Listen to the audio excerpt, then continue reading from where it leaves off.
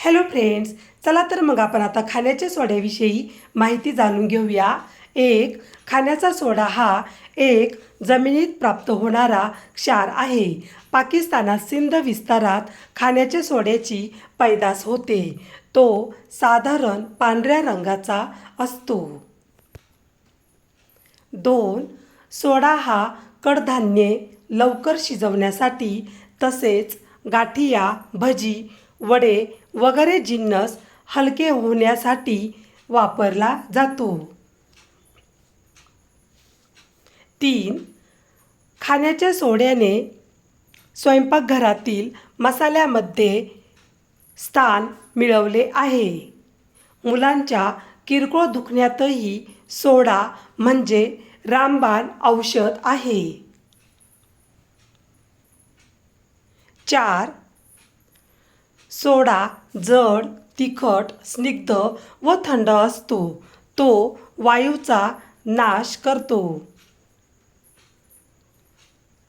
5.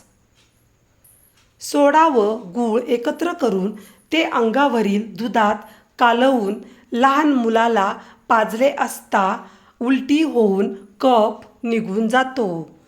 यामुळे मुलांच्या छातीत आवाज करणारा कफ नाहीसा होतो. 2 ते 3 महिन्याच्या लहान मुलाला हे औषध पाजू नये. 6. प्रौढ व्यक्तीला लिंबाच्या रसात 1 किंवा 2 वाल खाण्याचा सोडा घालून तो प्यायला दिल्याने पोटदुखी थांबते. 7. सोडा आणि कळी चुना एकत्र फेसून गंडमाळ व खर्जेवर लावला असता फायदा होतो व रोगाच्या सुरुवातीस हा प्रयोग केल्यास त्वरित गुण येतो. 8. आरोग्यासाठी ते हितकारक नसते.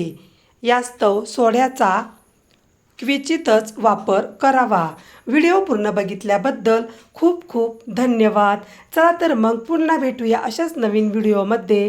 तोपर्यंत बाय बाय.